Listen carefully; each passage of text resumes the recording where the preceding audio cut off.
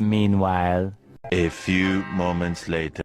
2 hours later, 3 hours later, One eternity later. eventually, Yang terakhir adalah pengembangan ekonomi kreatif.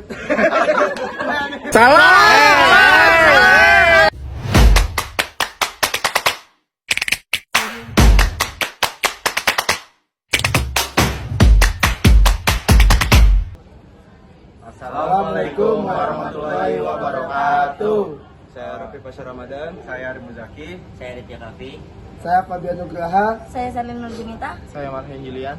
Jadi kami di sini dari kelompok 5 Geografi 3 ingin memaparkan materi tentang cara penanggulangan kesenjangan desa dan kota dari segi ekonomi dan UMKM. Berikut materi yang kami dapatkan.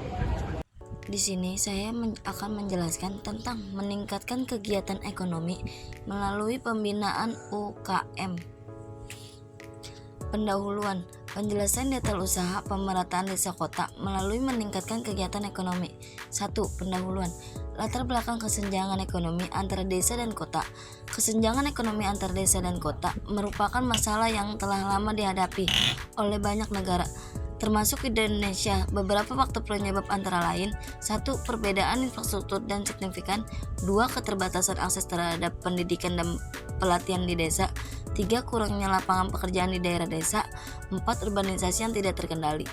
Tujuan presentasi membahas strategi pemerataan ekonomi, mengidentifikasi berbagai strategi yang dapat diterapkan untuk mengurangi kesenjangan ekonomi, memberikan wawasan tentang pendekatan holistik dalam pembangunan ekonomi desa.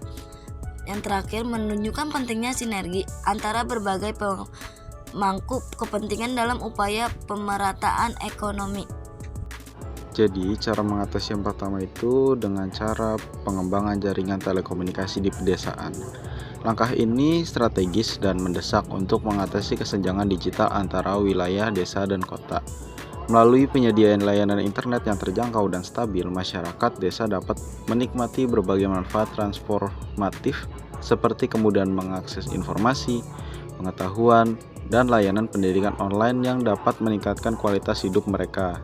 Selain itu, ketersediaan internet juga membuka peluang bagi masyarakat desa untuk berpartisipasi aktif dalam ekonomi digital melalui e-commerce, mengembangkan UMKM berbasis digital, dan memasarkan produk lokal ke pasar yang lebih luas.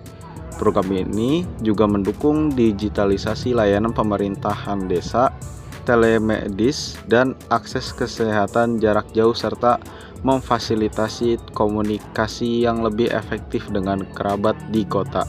Dengan demikian, investasi dalam infrastruktur telekomunikasi di desa tidak hanya mendorong pemerataan akses digital, tetapi juga mempercepat pembangunan ekonomi, peningkatan sumber daya manusia, dan transformasi sosial masyarakat pedesaan menuju ke era digital yang lebih maju.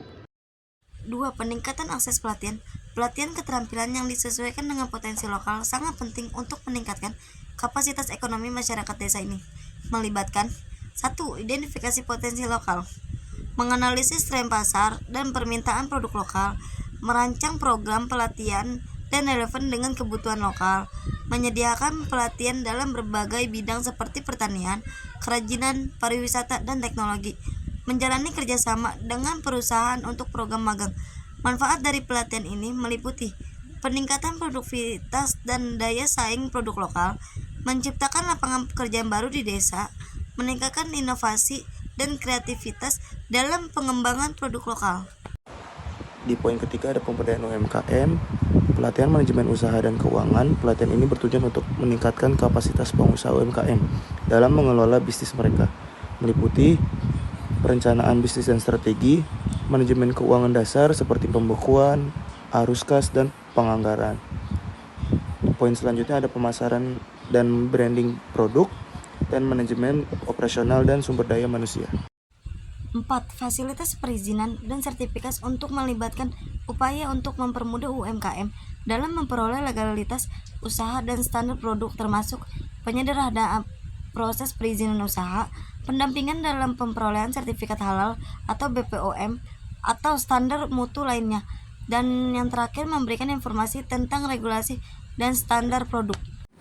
5. Pengembangan pertanian berbasis teknologi. Pemanfaatan teknologi modern di sektor pertanian seperti irigasi otomatis dan drone dapat meningkatkan efisien dan hasil panen.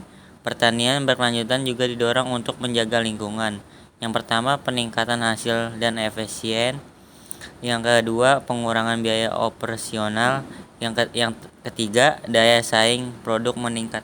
Lalu yang keenam, pengembangan ekonomi kreatif desa, mengembangkan potensi budaya dan seni lokal melalui ekonomi kreatif, seperti kerajinan dan desain dengan pelatihan dan dukungan untuk inovasi. Yang pertama, membuka peluang usaha baru. Yang kedua, meningkatkan pariwisata berbasis budaya. Yang terakhir ada diversifikasi ekonomi.